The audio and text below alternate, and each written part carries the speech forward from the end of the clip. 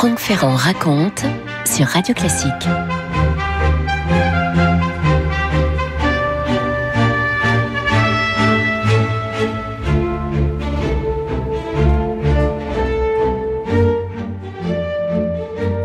Aujourd'hui, Salomé, passionnant Salomé. Quand la Salomé de Richard Strauss est créée à Dresde, c'était en 1905, ça a été un succès, immense succès, mais disons-le tout de suite, succès de scandale. Il y a une lettre de Romain Roland qui exprime très bien ça. La lettre est adressée à Richard Strauss lui-même. Votre œuvre est un météore, écrit Romain Roland, dont la puissance et l'éclat s'imposent même à ceux qui ne l'aiment pas. Elle a subjugué le public. J'ai vu un musicien français qui la haïssait, mais qui venait l'entendre pour la 3e ou 4e fois. Il ne pouvait s'en dégager. Il grondait, mais il était pris. Je ne crois pas qu'on puisse voir une preuve plus manifeste de votre force. Cette force est, pour moi, la plus grande de l'Europe musicale d'aujourd'hui. Voilà quand même ce qui s'appelle un hommage. Alors, pendant les répétitions, Richard Strauss déjà était entré en conflit avec la cantatrice qui incarnait Salomé, qui refusait de prononcer certaines paroles. « Je suis amoureuse de ton corps, Jochanan. Laisse-moi le toucher. » Ah non, ça, c'est des choses que on ne disait pas en 1905 sur une scène d'opéra. Et pourtant, il avait pris garde de supprimer d'autres phrases qui étaient encore plus explicites, si vous voyez ce que je veux dire. L'Opéra de Vienne a refusé de son côté de représenter l'opéra pour des raisons religieuses et morales. Et pourtant, on peut dire de Salomé qu'elle aura été le plus grand succès de Richard Strauss, le succès qui lui a permis de se faire construire, entre parenthèses, sa villa dans les Alpes, à Garmisch-Partenkirchen. Il a bien fait, Richard Strauss, d'écrire Salomé, non seulement parce qu'il a construit sa maison, mais aussi peut-être parce qu'il a laissé à ce moment-là une œuvre qui aujourd'hui encore nous surprend, nous émeut et nous dérange. Franck Ferrand sur Radio Classique. Alors, est-ce que j'ai besoin de vous présenter cette princesse juive du 1er siècle de notre ère, évidemment, et pour cause, Salomé, fille d'Hérodiade, belle-fille du tétrarque de Galilée, Hérode Antipas. On est encore dans la pleine époque de la domination romaine sur toute cette région palestinienne. Hérodiade est elle-même fille d'Hérode le Grand, le roi de Judée, connu dans les évangiles pour avoir ordonné le fameux massacre des innocents, vous savez, au moment où va naître Jésus. Hérodiade épouse en première noces un des fils d'Hérode le Grand, donc c'est son oncle, qui s'appelle Philippe, et qui lui donne donc cette fille Salomé. Pour des raisons politiques, Hérodiade va se séparer de ce premier mari, épouser son demi-frère, Hérode Antipas, qui est donc gouverneur de Galilée. À l'époque, on disait tétrarque de Galilée. Cette union est évidemment contraire à la loi, puisque le premier mari est toujours vivant, et dans les milieux juifs, ça fait grincer des dents. Mais si le nom de Salomé, fille d'Hérodiade, est parvenu jusqu'à nous, c'est évidemment pour une toute autre raison. C'est parce que ce nom, il est associé dans les évangiles au destin de Jean le Baptiste. Et oui, de Saint Jean-Baptiste. Salomé est en effet citée en tant que fille d'Hérodiade dans 2 des 4 évangiles, l'évangile selon Matthieu et celui selon Marc. Ils racontent tous deux une histoire en forme d'anecdote explicitant les circonstances de l'emprisonnement et de la mise à mort du Baptiste. En fait, Hérode Antipas était inquiet de l'audience croissante de ce prédicateur. Il craignait qu'il ne suscite une révolte. Il a donc fait emprisonner Jean-Baptiste, mais sans oser l'exécuter. Et le prophète qui baptisait, qui annonçait l'arrivée prochaine du Messie, n'avait de cesse d'insulter publiquement Hérodiade, dont il dénonçait le remariage avec le frère de son mari. Et évidemment, Hérodiade lui vouait une haine féroce, car Hérode, qui avait fait arrêter Jean, l'avait lié et mis en prison à cause d'Hérodias, femme de Philippe, son frère, parce que Jean lui disait « Il ne t'est pas permis de l'avoir pour femme ». Il voulait le faire mourir, mais il craignait la foule parce qu'elle regardait Jean comme un prophète. Voilà ce que nous dit Matthieu. Un jour que le tétrarque fêtait son anniversaire en organisant un grand festin en son palais de Jérusalem, la fille d'Hérodiade, et donc là nous sommes en présence de Salomé, encore presque fillette à l'époque, se met à danser pour les invités. Elle plaît tant à son beau-père et aux convives qui se trouvent là que le beau-père lui accorde ce qu'elle veut, fût-ce la moitié de son royaume, lui dit-il. Alors, quelle récompense? Étant sortie, Elle dit à sa mère, c'est toujours l'évangile selon saint Marc, étant sortie, elle dit à sa mère, que demanderai-je? Et sa mère répondit, la tête de Jean-Baptiste. Elle s'empressa de rentrer aussitôt vers le roi et lui fit cette demande, je veux que tu me donnes à l'instant sur un plat la tête de Jean-Baptiste. Le roi envoya sur le champ un garde avec l'ordre d'apporter la tête de Jean-Baptiste. Le garde alla décapiter Jean dans la prison et apporta la tête sur un plat. Il la donna à la jeune fille et la jeune fille la donna à sa mère. Vous écoutez Radio Classique. Une histoire aussi forte, puissante, évidemment, va totalement transformer l'image de Salomé dans l'imaginaire chrétien. Au départ, c'était l'enfant sans volonté de la Bible, mais elle devient une dangereuse séductrice, une femme fatale, danseuse perverte, qui séduit son beau-père et qui conduit l'homme à sa perte dans le cadre d'un discours d'édification religieuse qui associe la femme sensuelle à une menace. Vous savez, c'est le vieux thème de Eva Prima Pandora. Cette femme-là, c'est l'opposition totale à la pure Marie, bien sûr. Même d'une certaine façon à Marie-Madeleine la repentie. On insiste en particulier sur le pouvoir érotique de cette danse associée à la luxure dès le 5e siècle.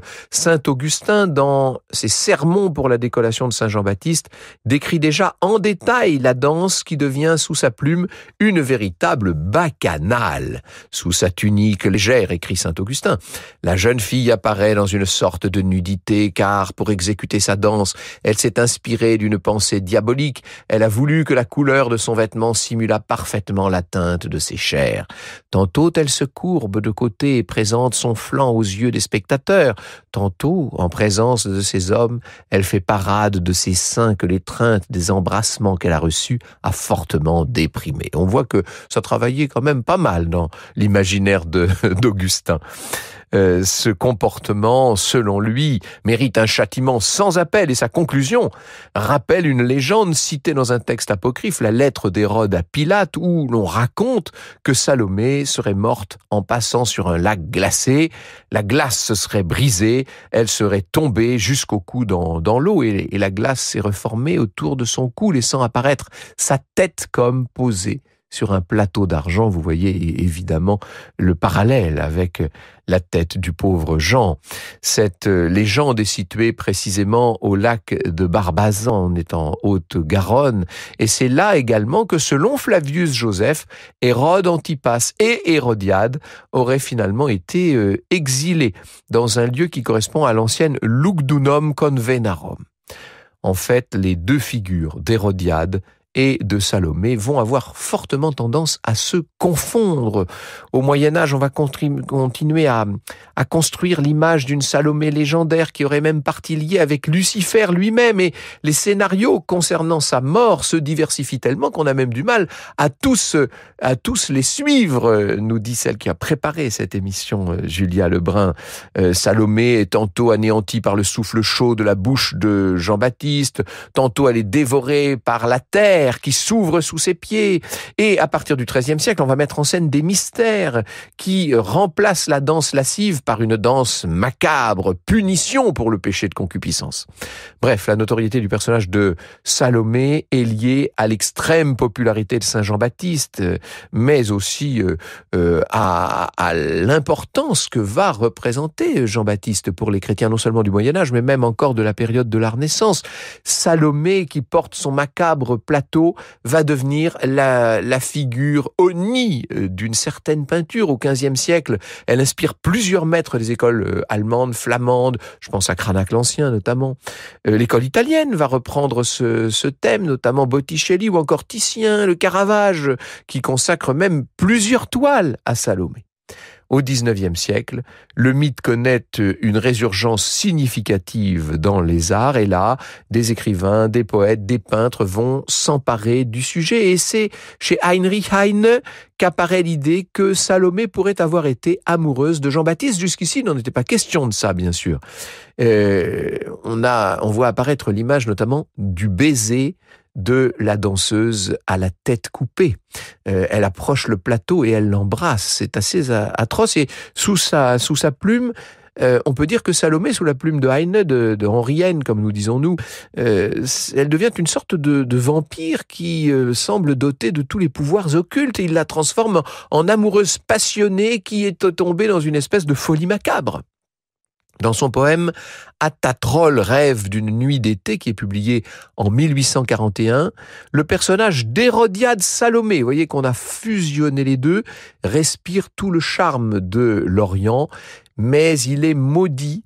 Hérodiade Salomé est condamnée à errer jusqu'au jugement dernier en tenant dans ses mains le plat où se trouve la tête de Jean-Baptiste qu'elle a donc condamné à mort et qu'elle baise avec ferveur. Et je cite le texte car elle aimait jadis le prophète. La Bible ne le dit pas, mais le peuple a gardé la mémoire des sanglantes amours d'Hérodiade. Autrement, le désir de cette dame serait inexplicable.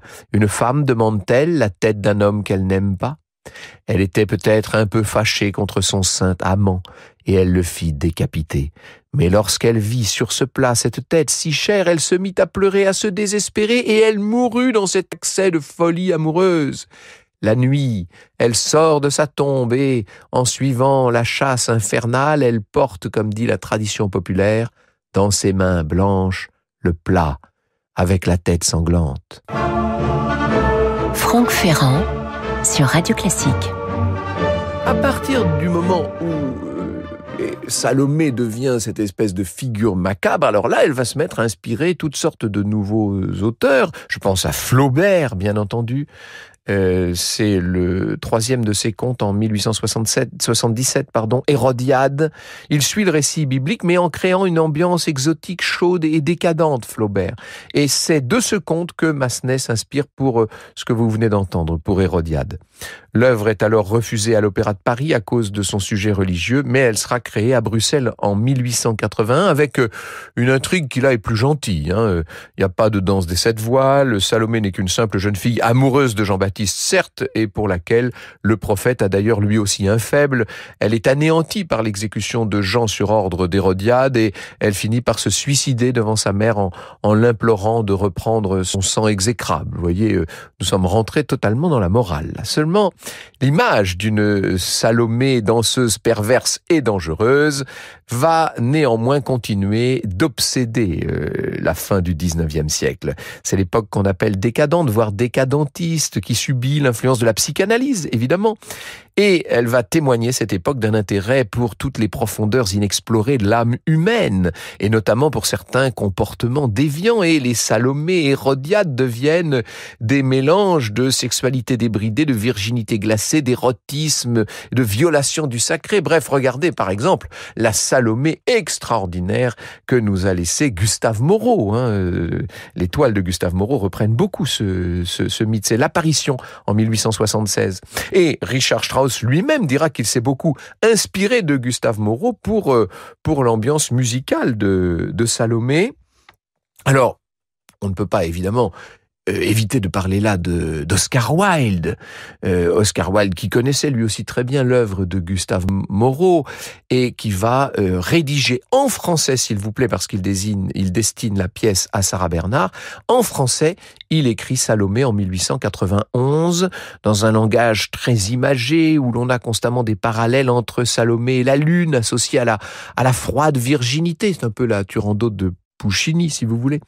Dès l'Antiquité, la lune est associée à la déesse Cybèle, qui est obsédée par la préservation de sa virginité, et qui donc prendrait plaisir à détruire ce qu'il y a d'offensant dans la sexualité masculine. Vous voyez, tout ça colle parfaitement aux propres obsessions d'Oscar Wilde. Est-ce que pour autant ça expliquerait la décollation de Saint-Jean-Baptiste ? Bon, en tout cas, Wilde reprend l'idée du baiser à la tête décapitée et puis d'autres éléments de la légende pour en faire l'élément central de cette pièce qui finalement sera interdite par la censure anglaise et qui sera créée à Paris. C'est cette pièce que Richard Strauss va mettre en musique. Le livret est traduit en allemand par Hedwig Lachmann, qui suit fidèlement le texte d'Oscar Wilde, avec un effectif orchestral très important, plus de 100 instrumentistes, vous imaginez. Et puis Strauss réinvente, là on peut dire, la musique.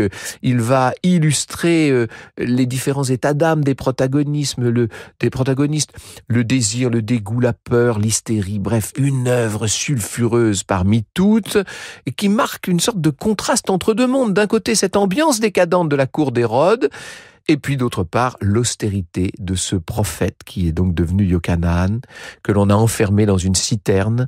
Ses prêches, ses imprécations contre Hérodiade continuent à parvenir aux oreilles des protagonistes, et c'est ce qui fait toute la force de la pièce d'Oscar Wilde, mais aussi bien sûr de l'opéra de Richard Strauss, avec cette Salomé attirée par la blancheur du corps de Yochanan, par le noir de ses cheveux et le rouge de ses lèvres. Yochanan, je suis amoureuse de ton corps. Là, c'est dit. Ton corps est blanc comme les lys d'un pré que la faucille n'a jamais touché. Ton corps est blanc comme la neige sur les montagnes de Judée. Au jardin de la reine d'Arabie, les roses ne sont pas aussi blanches que ton corps, laisse-moi le toucher. Et c'est ce qui donc a fait tellement scandale à Vienne, même si évidemment le prophète, horrifié, répond: c'est par la femme que le mal est entré dans le monde. Ne me parle pas, je ne veux pas t'écouter. Je n'écoute que la voix du Seigneur, mon Dieu. Oui, mais... Franck Ferrand sur Radio Classique. Finalement, Yochanan est donc renvoyé dans son puits. Salomé reste obsédée par l'idée de baiser sa bouche, et Hérode, qui lui ne pense qu'à Salomé, réclame une danse. Et la voilà, la célèbre danse des 7 voiles, cette espèce de striptease lyrique, si je puis dire, qui tient même un peu presque de la valse viennoise par certains aspects.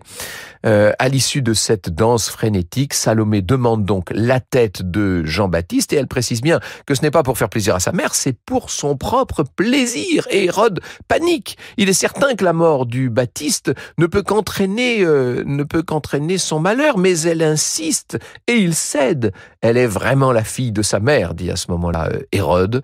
On entend à l'orchestre la tête tomber et le bourreau la porte sur un plat d'argent.